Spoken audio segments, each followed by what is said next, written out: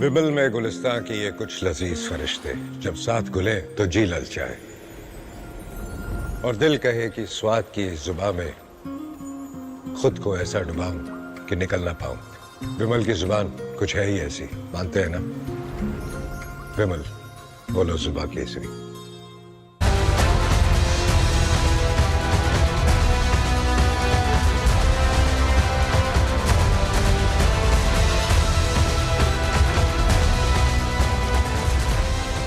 नमस्कार, बहुत स्वागत है आपका। आप देख रहे हैं प्रहार, आपके साथ मैं हूं सलोनी श्रीवास्तव अजमेरा। और प्रहार में आज बात भारत के ब्रह्मास्त्र की करेंगे जिसने पाकिस्तान को पस्त कर दिया। भारत ने ब्रह्मोस क्रूज मिसाइल से स्ट्राइक करते हुए आतंकियों की आंखा को घुटनों पर ला दिया। ब्रह्मोस मिसाइल की प्रचंडता को देखकर पाकिस्तान का मनोबल भरभरा कर गिर गया और वो सीज फायर के लिए गिड़गिड़ाने लगा। क्या आपको पता है कि ऑपरेशन सिंदूर के तहत भारत ने Pakistani 10 minutes Andre. Boys, big basket. 10 minutes Andre, big basket. 10 minutes Andre, big basket. Big basket. Delivering in 10 minutes. फौज को आगे बताने का उनका हर दावा बेनकाब हो जाता है। ऐसी ही जलालत पाकिस्तान के उप प्रधानमंत्री और विदेश मंत्री इशाक डार को फिर से झेलनी पड़ी। भारत के हाथों धूल चाटने के बावजूद पाकिस्तान अपने दुष्प्रचार से बाज ही नहीं आ रहा। लेकिन उसकी पोल उसकी मीडिया ने कैसे खोली, बताएंगे आपको। वहीं मजबूत होते भारत ने आगे की रणनीति तैयार करते हुए गल्फ प्लान एक्टिव कर लिया और इस प्लान से पाकिस्तान को धराशायी करने की तैयारी कर ली है। क्या है भारत का गल्फ प्लान, इस पर भी आपको जानकारी देंगे। लेकिन सबसे पहले बात भारत के ब्रह्मास्त्र की।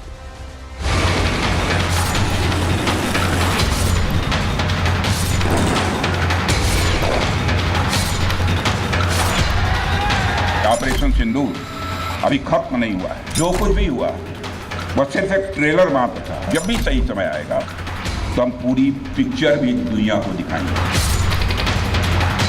इस प्रॉक्सी और हाइब्रिड वॉरफेयर को जड़ से समाप्त करेंगे। ब्रह्मोस मिसाइल की ताकत को तो पाकिस्तान ने खुद स्वीकार कर लिया। भारतीय वायुसेना के लिए सिर्फ 23 मिनट काफी थे आतंक के अजगर को कुचलने के। पाकिस्तान को किसी भी तरह की आर्थिक सहायता टेरर फंडिंग से कम नहीं है।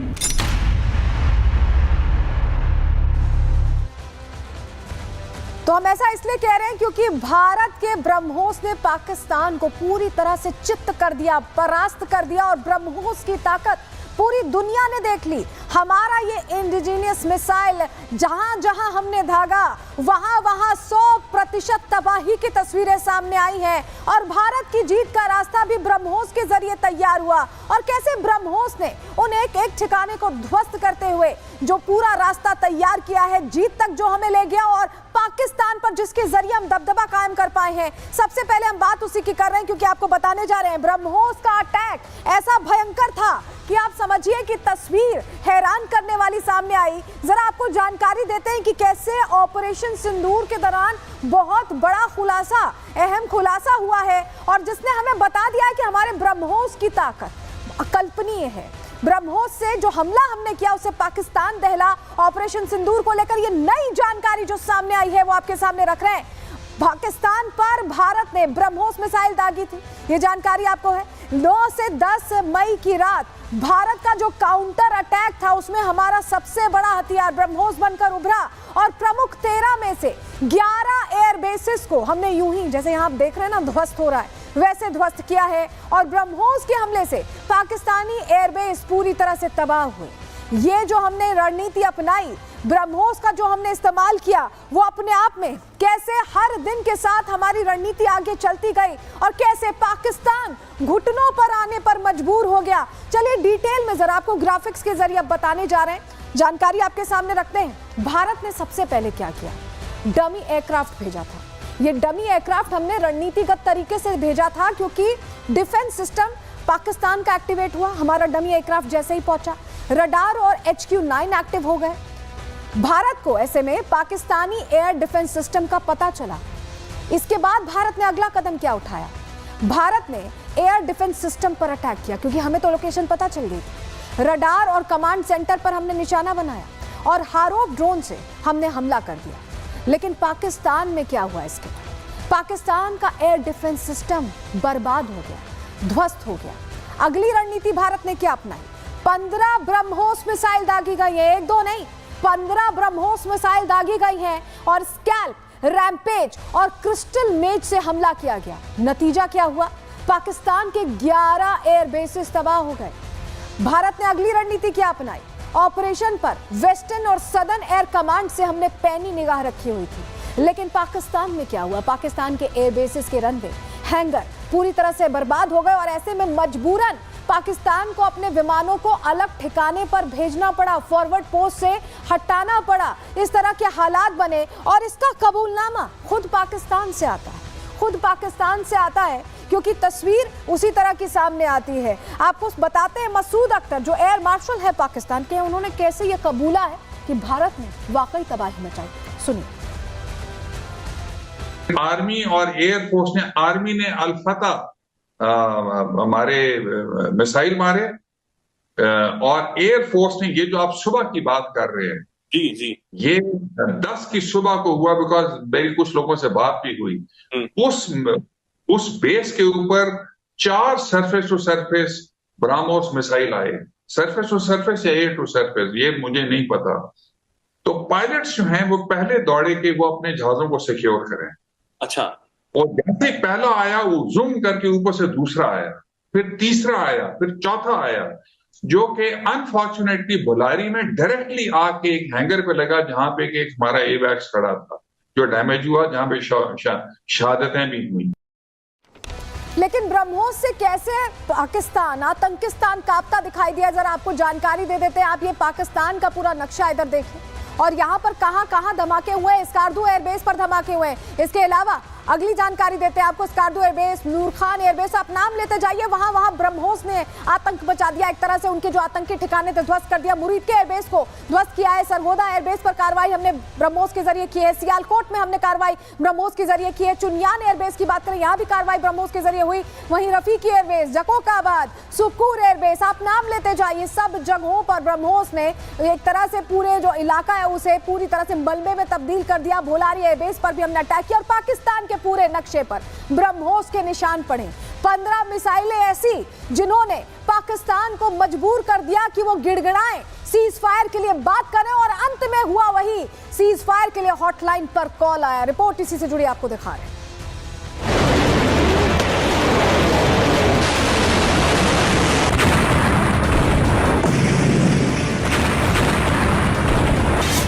भारत का ब्रह्मोस बाहुबली पूरे पाकिस्तान में मचा दी खलबली। ब्रह्मोस मिसाइल की ताकत को तो पाकिस्तान ने खुद स्वीकार कर लिया। भारत में बनी ब्रह्मोस मिसाइल ने पाकिस्तान को रात के अंधेरे में दिन का उजाला दिखाई। पूरी दुनिया ने देखा ब्रह्मोस का दम। 15 मिसाइल के आगे पाकिस्तान बेदम। कम से कम पाकिस्तान वालों से पूछ लेना चाहिए कि ब्रह्मोस मिसाइल की ताकत क्या है। पाकिस्तान ने अपनी बर्बादी की कहानी तभी लिख दी थी जब उसने भारत पर हमले की कोशिश की थी।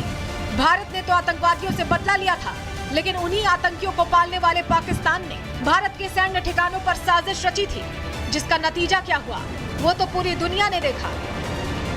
पाकिस्तान की तस्वीरें बताने के लिए काफी हैं कि भारत से पंगा लेना कितना भारी पड़ा है। ये वही तस्वीरें हैं जिसकी वजह से शहबाज मुनीर की नींदें उड़ गई। ये वही तस्वीरें हैं जिसकी वजह से मुल्ला मुनीर की आर्मी में डर बैठ गया था। ये वही तस्वीरें हैं जिसकी वजह से पाकिस्तान में खलबली मच गई थी। पाकिस्तान के 11 एयरबेस तबाह हो गए थे और अब पाकिस्तान में हुई इस तबाही के पीछे का पूरा सच सामने आ गया है। सामने आ गया है पाकिस्तानी एयरफोर्स को धूल चटाने वाली मिसाइल का नाम, जिसके सटीक और अचूक निशाने ने पाकिस्तान के 11 एयरबेसेस को मिट्टी में मिला दिया था। ध्वनि की स्पीड से 3 गुना तेज, जमीन, समुद्र और हवा से लॉन्च की जाने वाली 450 किलोमीटर तक की रेंज, 200 से 300 किलो विस्फोटक, सैन्य ठिकानों को नष्ट करने में सक्षम ऐसी ही सुपरसोनिक क्रूज मिसाइल का नाम है ब्रह्मोस, जो पाकिस्तान के सैन्य ठिकानों के लिए काल बन गई। जानकारी के मुताबिक इसी ब्रह्मोस मिसाइल से मची तबाही के बाद पाकिस्तान ने अपने कई यूएवी और एक एयर सर्विलांस प्लेन खो दिया। भारत की ओर से ये हमले इतने जोरदार थे कि पाकिस्तानी वायुसेना को नुकसान के कारण अपने विमानों को पीछे के ठिकानों पर ले जाने के लिए मजबूर होना पड़ा। मतलब साफ है कि मुल्ला मुनीर की जिहादी आर्मी में ब्रह्मोस मिसाइल का डर बैठ गया है। ब्रह्मोस का नाम सुनते ही पाकिस्तानी आर्मी के जवान भाग खड़े होते हैं।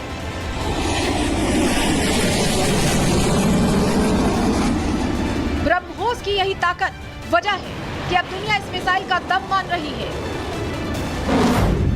Vietnam, Malaysia, Thailand, Philippines, Indonesia, Saudi Arab, Singapore, Oman, Brunei, Qatar, ये उन देशों के नाम हैं जो इस मिसाइल को लेकर करार कर चुके हैं या फिर डील करने के लिए लाइन में खड़े हैं। दुनिया जानती है कि 15 ब्रह्मोस मिसाइल ने पाकिस्तान को घुटनों पर ला दिया।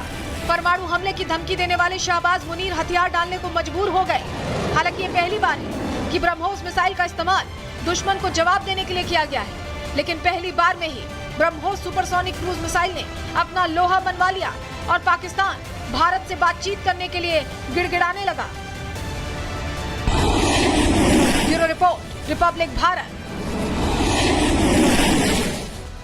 और इस बीच बड़ी खबर मिल रही है, उसका रुख करें, जहां आपको बताएं भारत की स्ट्राइक से पाकिस्तान घबराता दिखाई दे रहा है और सेना मुख्यालय पाकिस्तान को शिफ्ट करने की तैयारी में। आपको बताएं चकलाला रावलपिंडी से इस्लामाबाद शिफ्ट करने की तैयारी चल रही है सेना के मुख्यालय को।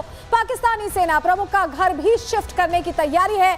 भारत ने चकलाला में नूर खान एयरबेस को तबाह किया था और तब से डर और दहशत का माहौल है पाकिस्तान में, और यही वजह है कि अब जगह शिफ्ट करने की बात हो रही है। अब जगह शिफ्ट करने की बात हो रही है, सेना का मुख्यालय शिफ्ट करने की बात हो रही है, आर्मी चीफ का घर शिफ्ट करने की बात हो रही है। यानी आप ये समझ लीजिए कि दहशत पूरी तरह से घर कर गई है पाकिस्तान में, और यही वजह है कि उन्हें कहीं ना कहीं लग रहा है कि फिर से अटैक ना हो जाए। लेकिन आतंक पर प्रहार करने के बाद भारत ने तैयारी क्योंकि बड़ी रखी थी, और यही वजह है कि संदेश देने सीधे प्रधानमंत्री नरेंद्र मोदी की पहली तस्वीर आप देख रहे हैं, जहां आदमपुर एयरबेस वो पहुंचे और श्रीनगर एयरबेस इससे पहले रक्षा मंत्री पहुंचे थे, और आज भुज एयरबेस पहुंचे हैं एयर वॉरियर्स से मुलाकात करने। ये जो मुलाकात है ये बताती है कि भारत का जो नेतृत्व है वो जवानों के साथ खड़ा है, सुरक्षा बलों के साथ खड़ा है, और पूरी मुस्तैदी के साथ जिस तरह से सुरक्षा बलों ने ये लड़ाई लड़ी है, उसके बाद जोश भरने के लिए, अगली तैयारी करने के लिए रक्षा मंत्री और प्रधानमंत्री पहुंचे। और जब मुलाकात हुई उसके बाद की तस्वीर जरा आपको दिखा देते हैं। तस्वीर दीजिए जरा, मुलाकात के बाद की तस्वीर दर्शकों को हम दिखाएंगे कि किस तरह से जवानों का जोश यहाँ है। आप ये देखिए, जब रक्षा मंत्री पहुंचे तो कैसे भारतीयता का जो गर्व है वो जवानों के भीतर दिखाई दिया। जरा फुल स्क्रीन करिए, सुनवाइए जरा। भारत माता की।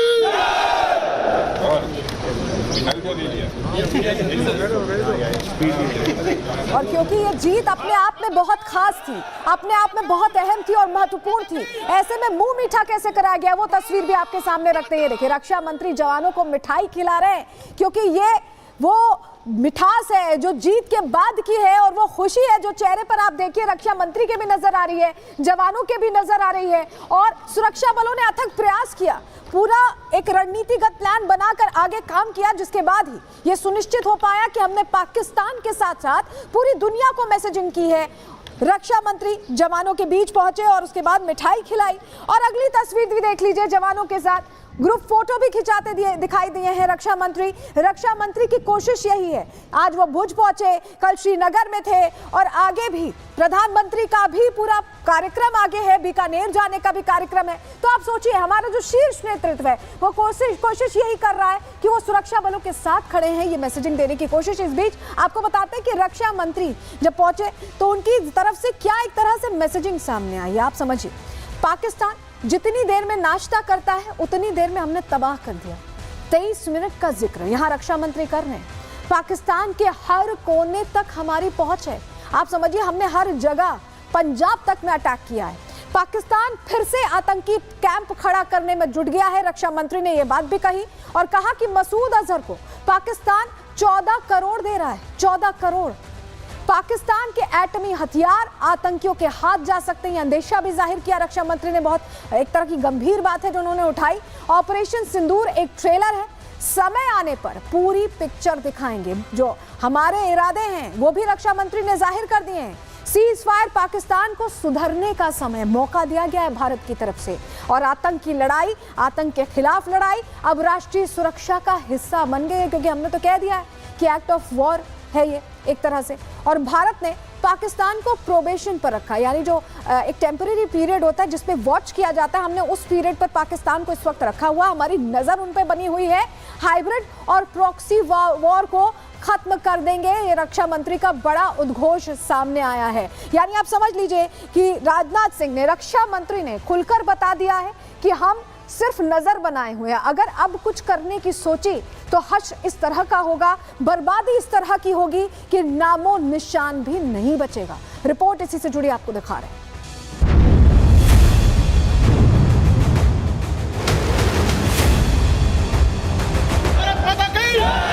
कागज का है लिबास, कागज का है लिबास, चिरागों का शहर है, चलना संभल संभल के क्योंकि तुम नशे में हो।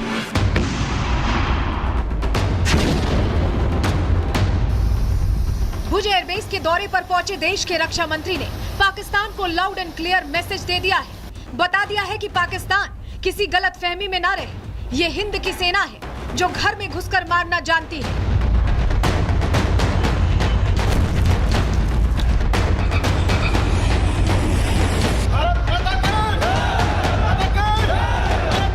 भुज एयरबेस की ये तस्वीरें पाकिस्तान की टेंशन बढ़ा रही होंगी। जवानों का जोश इस्लामाबाद तक गूंज रहा होगा।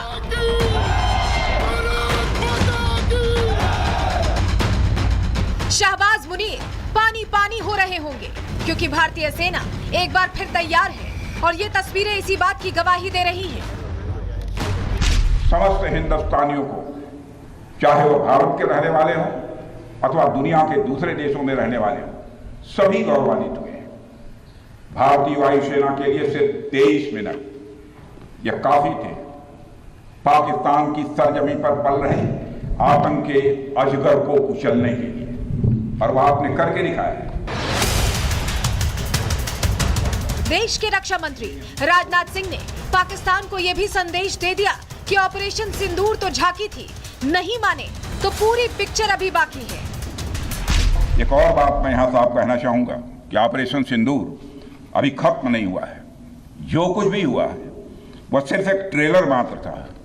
अब समय आएगा, जब भी सही समय आएगा तो हम पूरी पिक्चर भी दुनिया को दिखाएंगे। सीज फायर के बाद अपनी खैर मना रहा पाकिस्तान अभी बचा नहीं है। संदेश साफ है कि अगर पाकिस्तान नहीं सुधरा तो वही तस्वीरें पाकिस्तान को फिर से देखने मिलेंगी जो ऑपरेशन सिंदूर के दौरान देखने को मिली थी। वही तबाही पाकिस्तान में मचेगी जो ऑपरेशन सिंदूर के दौरान मची थी। वर्तमान सीज फायर में हमने पाकिस्तान को बिहेवियर के आधार पर अभी प्रोबेशन पर रखा हुआ है। यदि उसका बिहेवियर सुधरता है तब तो ठीक, और यदि बिहेवियर में फिर से गड़बड़ी आती है तो उसको कड़े से कड़ा दंड दिया जाएगा।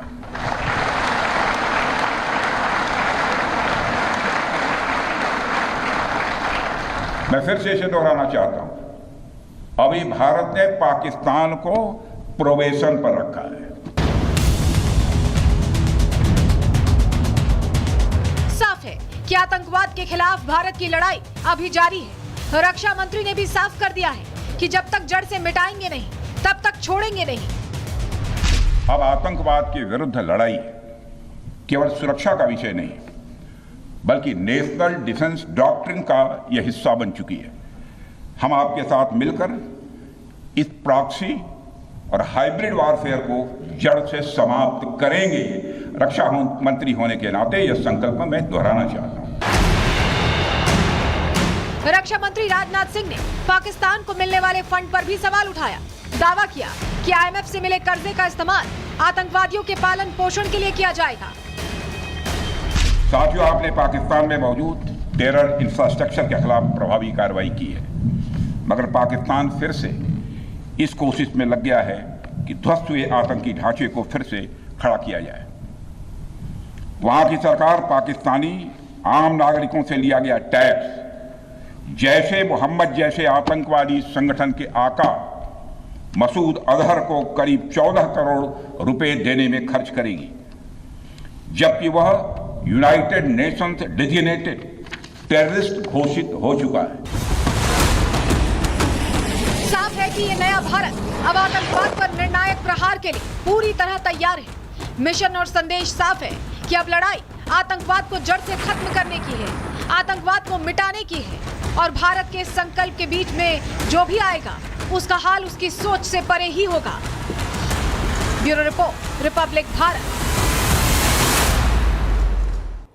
और लगातार बड़ी जानकारियां मिल रही हैं। इस बीच बड़ी खबर जो मिल रही है आपको बता रहे हैं, 22 मई को नाल एयरबेस जाएंगे प्रधानमंत्री नरेंद्र मोदी। बीकानेर के नाल एयरबेस पर पाकिस्तानी सेना ने जो ड्रोन अटैक किया था, नाकाम हमला वो हुआ था, उस लिहाज से उनका बहुत महत्वपूर्ण हो जाता है ये विजिट। पाकिस्तानी सीमा के बिल्कुल पास है नाल एयरबेस और वहां पर प्रधानमंत्री जाने वाले हैं। 22 मई का दिन तय किया गया है इसके लिए। इससे पहले प्रधानमंत्री आदमपुर एयरबेस गए थे, जहां को लेकर भी बड़े बड़े दावे यहां सामने आए थे और अब एक बार फिर से प्रधानमंत्री विजिट करने वाले बीकानेर के नाल एयरबेस को, जो बिल्कुल करीब बताया जा रहा है पाकिस्तानी सीमा से। तो मनोबल बढ़ाने के लिए प्रधानमंत्री लगातार जवानों के बीच पहुंच रहे हैं और अगला कार्यक्रम उनका बीकानेर का रहने वाला है, जहां नाल एयरबेस जाएंगे। लेकिन भारत क्योंकि यहां पर अपनी जीत का दबदबा कायम कर चुका है, ऐसे में भारत आगे की सोच रखते हुए गल्फ प्लान एक्टिवेट कर रहा है। क्या है भारत का ये गल्फ प्लान, आप समझिए। अमेरिका चीन को काउंटर करने के लिए भारत ने ये प्लान तैयार किया है और खाड़ी देशों के साथ अब हम अपना रिश्ता और बेहतर करने पर और मजबूत करने पर वर्क कर रहे हैं। ओमान के साथ व्यापार समझौते भारत करने वाला है। वहीं आपको बताएं कि भारत का यूएई के साथ पहले से ही व्यापार समझौता चल रहा है, कुछ हमारे समझौते हुए जिस पर हम काम कर रहे हैं। जीसीसी जो देश हैं उनके साथ भारत समझौता करने पर विचार कर रहा है और इसमें बहुत सारे देश हैं। कौन कौन से देश हैं आपको बता देते हैं। सऊदी अरब है, यूएई है, कतर है, कुवैत है, ओमान है, बहरीन इसमें शामिल है। हम इन सारे देशों के साथ अपना कोऑर्डिनेशन बेटर करना चाहते हैं। कतर के अमीर ने फरवरी में दिल्ली में दौरा किया था और भारत में बड़ा निवेश खाड़ी देश करना चाहते हैं, क्योंकि भारत निवेश के लिहाज से सबसे परफेक्ट जगह है इस वक्त, जिस तरह की इकोनॉमी हमारी है। और इन देशों ने टकराव के समय, जब हमारा भारत पाकिस्तान का युद्ध का माहौल था, तब इन देशों ने तटस्थ रवैया अपनाया हुआ था। जैसे भारत सोच समझ के चलता है, ये देश इस्लामिक देश होकर भी पाकिस्तान के साथ खड़े नहीं दिखाई दे रहे थे। ऐसे में मिडिल ईस्ट में भारत अब अपना दबदबा कायम करना चाहता है और खाड़ी देश भारत के साथ आ गए अगर, तो पाकिस्तान से ये अलग थलग हो जाएंगे। इस तरह के हालात बन जाएंगे जिसको लेकर भारत काम कर रहा है। इस बीच एक और बड़ी खबर मिल रही है, उसका रुख करें। जहां आपको बताया गृह मंत्री और एनएसए, ये जानकारी अभी मिल रही है। प्रधानमंत्री के आवास पहुंचे हैं गृह मंत्री और एनएसए। एक बार फिर मुलाकात का दौर शुरू हो गया ऐसा लग रहा है। पहले भी जब बैठकें हुई थी तो बहुत सारी चीजें निकलकर सामने आई थी और हमने उन्हें देखा है। जो बैठकों के बाद फैसले लिए गए उनको हमने फलीभूत होते देखा। इस बीच ऑपरेशन सिंदूर को लेकर चर्चा यहां पर संभव है। जो जानकारी हमें मिल रही है, पीएम आवास पहुंच गए गृह मंत्री और एनएसए। बहुत बड़ी खबर इस वक्त की बता रहे हैं, प्रधानमंत्री आवास पर यह बड़ी बैठक हो रही है, हाई लेवल बैठक हो रही है। आप सोचिए, गृह मंत्री की मौजूदगी है, एनएसए की मौजूदगी है, क्या चर्चा हो रही है? क्योंकि कहा जा रहा है कि ऑपरेशन सिंदूर को लेकर चर्चा संभव है। आगे की रणनीति भारत की क्या रहने वाली है, इस पर भी बात हो सकती है। तो इस पर हमारी नजर बनी रहेगी, क्योंकि अपने आप में जब भी बैठकें होती हैं तो कुछ बड़ा होता है। ऐसे में क्या एक्शन प्लान होता है, इसको लेकर अब बातचीत संभव है। चलिए आगे बढ़ रहे हैं, जरा आपको बताते हैं कि अब पाकिस्तान ने जो मिस इन्फॉर्मेशन क्रिएट की, जो फेक प्रोपेगेंडा क्रिएट किया, उसे भारत कैसे कूटनीतिक स्तर से ध्वस्त करने की तैयारी कर रहा है, वो जानकारी चलिए आपको जल्दी से दे देते हैं। क्योंकि इनकी तरफ से सोशल मीडिया पर, अलग अलग प्लेटफॉर्म पर, सदन के अंदर, हर जगह झूठ परोसा गया है। पाकिस्तान का प्रोपेगेंडा अब भारत दुनिया के सामने लाने की तैयारी कर रहा है। 22 मई के बाद से विदेश दौरे पर जाने वाले एनडीए सांसद, और ये सांसद अलग अलग देशों को ऑपरेशन सिंदूर की जानकारी देंगे। प्रतिनिधिमंडल में 5 से 6 सांसद होंगे और अमेरिका, ब्रिटेन, दक्षिण अफ्रीका, कतर, यूएई की ये यात्रा करने वाले हैं। और इस यात्रा के दौरान जो भी फेक नैरेटिव इनकी तरफ से क्रिएट किया गया, जो भी कहानियां इनकी तरफ से गढ़ी गई हैं, बनाई गई हैं, उन पर पूरी सही जानकारी, सटीक जानकारी साक्ष्यों के साथ हमने पहले भी दी थी और अब भी देंगे। उसकी तैयारी पूरी हो रही है। जरा अब एक आपको तस्वीर दिखाते हैं। तस्वीर इसलिए अहम हो जाती है क्योंकि पाकिस्तान का ये जो चेक पोस्ट तबाह हुआ, ये सीज फायर से पहले की तस्वीर है। हमने पहले पाकिस्तान में घुसकर कार्रवाई की और उसके बाद जो इनका चेक पोस्ट था, जो एक तरह से इनका लॉन्चिंग पैड बनता था, यहीं से ये आतंकियों को ट्रेन कर करके भेज रहे थे, तो उस पर कैसी कार्रवाई हुई है देखिए जरा। शाबाश, शाबाश, उड़ गया उड़ गया साहब, उड़ गया। Very good. किसने किया ये? तो सीज फायर से पहले की तस्वीर हमने आपको दिखाई, कैसे हमने चेक पोस्ट तबाह किया। एक और बड़ी जानकारी इस वक्त मिल रही है, जम्मू कश्मीर के बड़गाम में 3 आतंकी गिरफ्तार किए गए। पाकिस्तानी आतंकियों की मदद करते थे ये तीनों आतंकी, लश्कर ए तैयबा से इनके तार जुड़े हुए बताए जा रहे हैं। लश्कर के पाकिस्तानी आतंकियों के ये संपर्क में थे। तो क्रैकडाउन बड़े स्तर पर हो रहा है। पहले पाकिस्तान के अंदर हमने कार्रवाई की और अब जो घाटी के अंदर छिपे हैं मददगार, उन आतंकियों को भी ढेर किया जा रहा है। कल मैंने आपको बताया था 48 घंटे में 6 आतंकियों को ढेर किया गया और आज 3 आतंकी पकड़े गए हैं जो लश्कर ए तैयबा से जुड़े हुए थे। तो ये बड़ी जानकारियां तो हम आपको दे रहे हैं, लेकिन पाकिस्तान की बड़ी कोशिश रहती है हमें कॉपी करने की। उनको लगता है कि शायद कॉपी करेंगे तो हमारी तरह बन पाएं, हमारी तरह दिख पाएं, लेकिन नकल के लिए भी अकल चाहिए जो उनके पास नहीं है। क्यों हम ऐसा कह रहे हैं, जरा आपको डिटेल में समझाते हैं। पाकिस्तान के 9 आतंकी ठिकाने हमने तबाह किए, 11 एयरबेसेस को तबाह किया और उसके बाद पाकिस्तान ने क्या किया, पाकिस्तान के एयरबेस को जो नुकसान पहुंचा उसके बाद वो हैरान रह गए। हमारी सेना ने पीसी की, प्रेस कॉन्फ्रेंस की और बाकायदा जो तबाही के सबूत थे, जो इमेजेस थी, सैटेलाइट इमेजेस थी, वो हमने सबूत के तौर पर दिखाई दी। लेकिन अब क्योंकि उन्हें कॉपी हमें करना था तो पाकिस्तानी सेना ने भी पीसी की और उसमें फर्जी वीडियो उन्होंने जारी कर दिया। कॉपी करने में क्योंकि तथ्यात्मक नहीं था, उन्होंने फर्जी वीडियो जारी कर दिया। भारत ने आतंकी अड्डे, एयरबेसेस की तस्वीरें बाकायदा दिखाई। पाकिस्तान ने क्या किया, फर्जी फोटोज के जरिए भारत को नुकसान पहुंचाने के बढ़ चढ़ कर दावे कर दिए गए, लेकिन सच्चाई तो उससे इतर थी। दूसरा कॉपी कैसे किया इन्होंने, हम आपको बताते हैं। प्रधानमंत्री हमारे आदमपुर एयरबेस पहुंचे क्योंकि इनकी तरफ से बड़ी बड़ी बातें की गई थी कि आदमपुर एयरबेस को तबाह कर दिया, S-400 को हमने उड़ा दिया, ऐसी बातें की गई। पीएम मोदी आदमपुर एयरबेस पर जवानों से मिलने पहुंचे, उन्होंने मुलाकात की। पीछे S-400 था, मिराज खड़ा था, वो देखा जैसे ही पाकिस्तान ने, उन्हें लगा चलो इसको भी कॉपी करते हैं। नैरेटिव सेट करने की कोशिश उनकी तरफ से लगातार क्योंकि की जा रही है। अब क्या हुआ, सियालकोट के वहां पर पासरूर में सैनिकों से मिलने शहबाज शरीफ पहुंचे, हमें देखकर, लेकिन कोई ऐसा खास फर्क नहीं पड़ा। जहां प्रधानमंत्री खड़े थे वहां पर S-400 उनके बैकड्रॉप में खड़ा था, MiG-29 के साथ उनकी तस्वीरें आई। हमने बता दिया कि आदमपुर में बाल भी बाका नहीं हुआ है, एक धूल तक नहीं उड़ी है, एक मिट्टी, एक छोटा सा गड्ढा तक नहीं हुआ है आपके वो मिसाइल जो आपने दागे उससे। लेकिन शहबाज ने टैंक पर खड़े होकर बाकायदा तस्वीरें खिंचाई। टैंक पर ऐसे खड़े हो रहे हैं जैसे पता नहीं कहां की फतेह कर ली है। पीएम मोदी ने जवानों के साथ जीत का जश्न मनाया, वो उनसे मिलते दिखाई दिए, मुखातिब होते दिखाई दिए। ऐसे में शहबाज ने फोटो के बैकग्राउंड में पोस्टर लगवाया। अब उनके पास S-400 या HQ-9 तो उनका कोई बचा ही नहीं, तो उन्होंने ऐसे पोस्टर लगवा लिए। अब देखिए ये वाली जो कॉपी की है तो ऐसी फेल हुई सदन के अंदर कि सब हंस रहे हैं। न्यूयॉर्क टाइम्स ने भारत की तारीफ छापी, वॉशिंगटन पोस्ट ने भारत की तारीफ छापी, दुनिया भर के अखबारों में भारत की तारीफ हुई कि भारत ने कैसे परचम लहराया, जीत का शौर्य दिखाया है। अब इन्होंने क्या किया, शहबाज ने विदेशी अखबार AI जनरेटेड फोटो दिखा दिया। यहाँ पे इशाक डार ने ये फोटो दिखाया आपको बताएं, और पाकिस्तानी मीडिया ने AI जनरेटेड फोटो की खुद ही पोल खोल दी। हमें कुछ करना भी नहीं पड़ा, पाकिस्तानी मीडिया ने पूछ लिया कि भाई कहाँ से लाए हो। न्यूयॉर्क टाइम्स और वॉशिंगटन पोस्ट ने जब भारत की तारीफ की थी तभी से इनको समझ में आ गया था कि अब ये कॉपी करेंगे, लेकिन ये जो कॉपी थी ये बहुत सक्सेसफुल नहीं हो पाई। इशाक डार सदन के अंदर पहुंचे AI जनरेटेड फोटो लेकर और तारीफों के पुल बांधने लगे। हो सकता है वो फोटो भी उन्हें सोशल मीडिया से मिला हो जैसे बाकी चीजें मिलती हैं। सुनिए जरा इशाक डार ने क्या कहा। ये मैं नहीं कह रहा, ये टेलीग्राफ क्या लिखता है, Pakistan air force is undisputed king of the skies. अल्हम्दुलिल्लाह।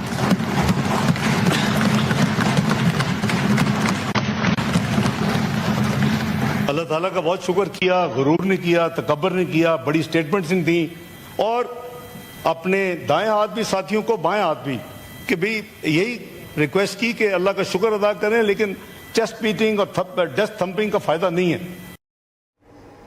लेकिन आप समझिए इशाक डार ने ये जो किया है ये पहली बार थोड़ी हो रहा है। भारत की आदत है यहाँ पर आगे बढ़कर फैसले लेने की, और पाकिस्तान की आदत है हमारी नकल करने की। ये जो पूरा ऑपरेशन हुआ है इसमें नकल ही नकल की गई। कैसे की गई, सिलसिलेवार तरीके से आपको रिपोर्ट के जरिए हम बताने जा रहे हैं।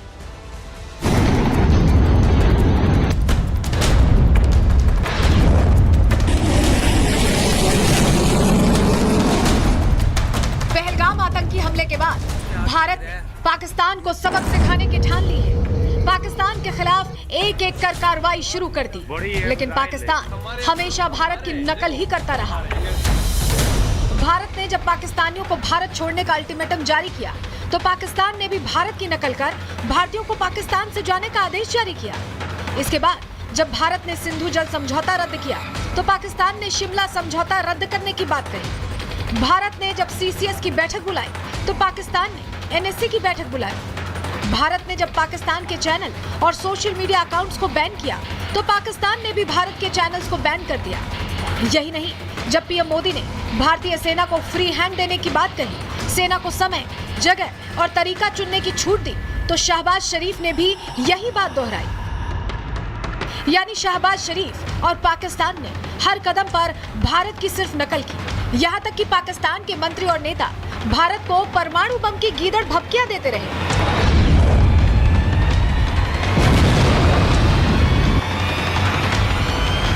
पाकिस्तान के नेताओं की परमाणु वाली गीदड़ भभकियों के बावजूद भारत ने पाकिस्तान में घुसकर आतंकी ठिकानों को नेस्तनाबूद कर दिया।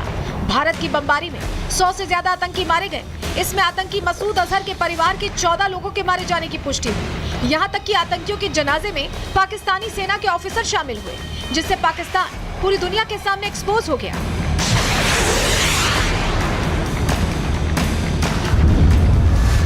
पाकिस्तान ने यहाँ भी भारत की नकल करने की कोशिश की।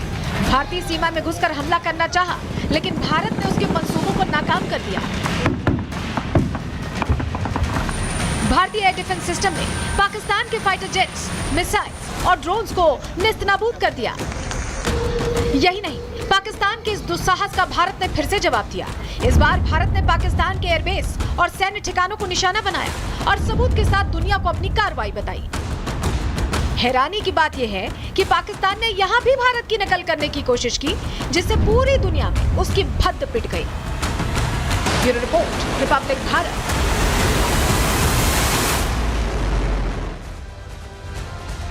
तो नकल करने वाले पाकिस्तान को अकल कब आएगी तो वक्त बताएगा, लेकिन इस बीच बड़ी खबर मिल रही है, उसका रुख करें। ऑपरेशन सिंदूर पर अमित शाह का बयान आया है। सटीक खुफिया इनपुट और सेना की बहादुरी का यह नतीजा है।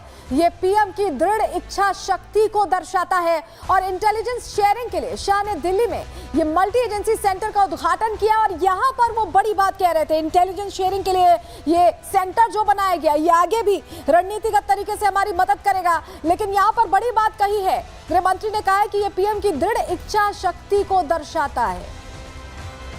गृह मंत्री ने ये दोहराया है कि ऑपरेशन सिंदूर कितनी बड़ी सफलता है हमारे लिए, उन्होंने बता दिया है। और जब हम कह रहे हैं कि ऑपरेशन सिंदूर हमारे लिए सफलता है, तो पाकिस्तान की हालत कैसे खराब हुई है इस ऑपरेशन से, क्या हासिल हुआ पाकिस्तान को और भारत कहां पहुंचा, चलिए जरा आपको बताते हैं। जानकारी आपके सामने ग्राफिक्स के जरिए रख रहे हैं। भारतीय वायु सेना पहले से ज्यादा मजबूत अब हो गई है। भारत को यह हासिल है।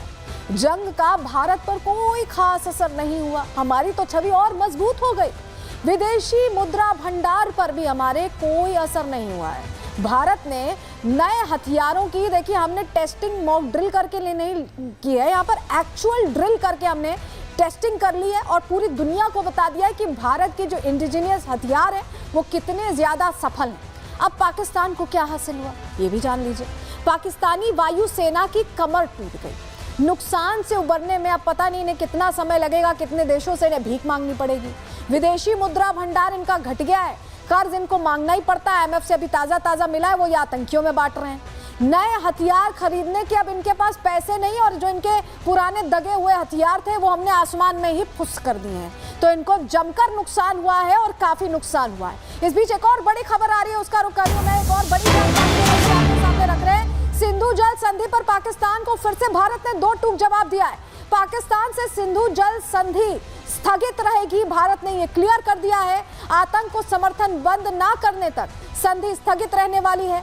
जल शक्ति मंत्रालय की तरफ से ये जानकारी दी गई है। तो हम अपना फैसला नहीं बदलने वाले, ये भारत ने क्लियर कर दिया है। तैयारी ये बड़ी है और सीधे जल शक्ति मंत्रालय की तरफ से ये कह दिया गया है कि कोई तब्दीली जो हमने फैसला लिया था उसमें नहीं होने वाली है। तो ये सब कुछ तो चल रहा है, लेकिन जो देश साथ में थे हमारे दुश्मन के, उनका विरोध कैसे तेज हो गया, जरा तस्वीर देखिए। ये देखिए, तुर्की के खिलाफ दिल्ली में आक्रोश देखा जा रहा है, लोग सड़कों पर उतरे। लोगों में गुस्सा इसलिए है क्योंकि ये हमारे दुश्मन का दोस्त बन रहा था ये देश, और ऐसे में हमारे लिए भी ये दुश्मन ही है। आप देखिए तस्वीर ये दिल्ली की, कैसा आक्रोश निकला।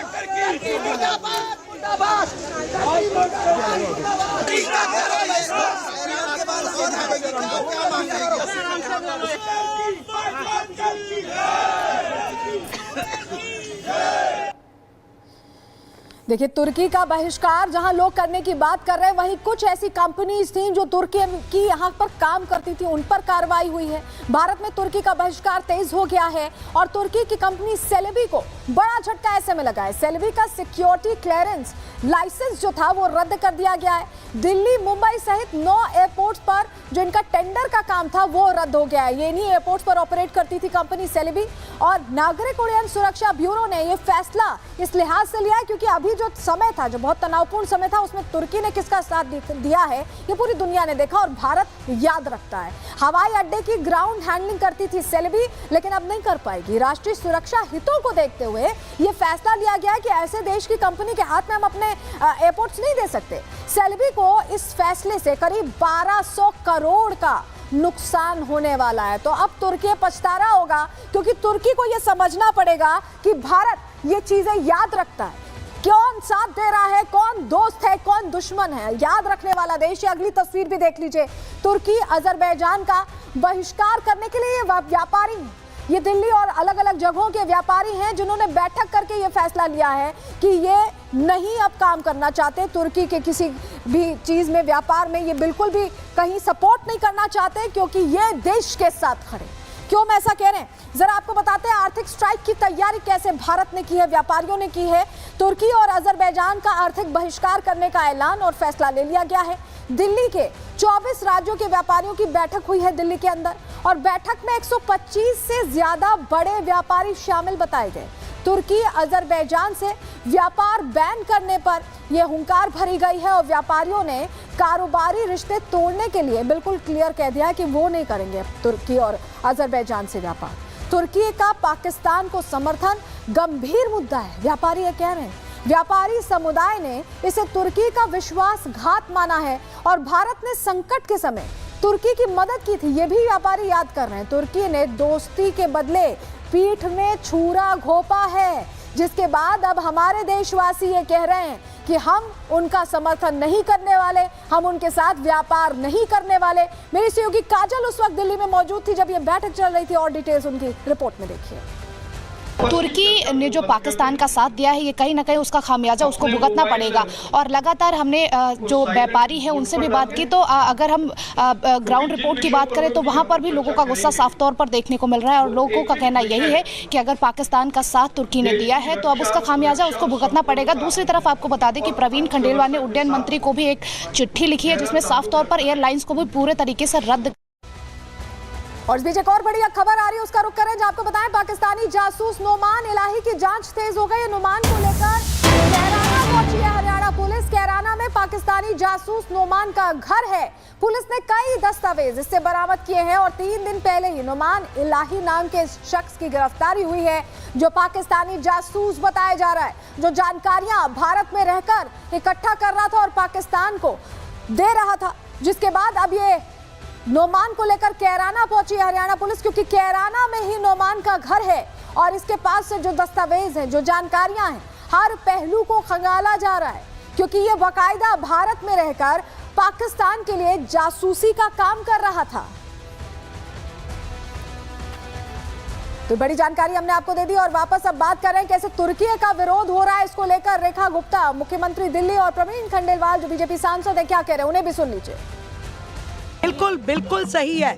भारत के खिलाफ कोई भी देश यदि किसी भी प्रकार से इन्वॉल्व होता है तो उसका हर प्रकार से बायकॉट देश की जनता करेगी। भारत एकजुट है, एक मत है, और किसी भी ऐसे देश जो आतंकवादियों के आका हैं उनको सपोर्ट नहीं किया जाएगा। उनसे व्यापार बंद, वार्ता बंद, संबंध बंद।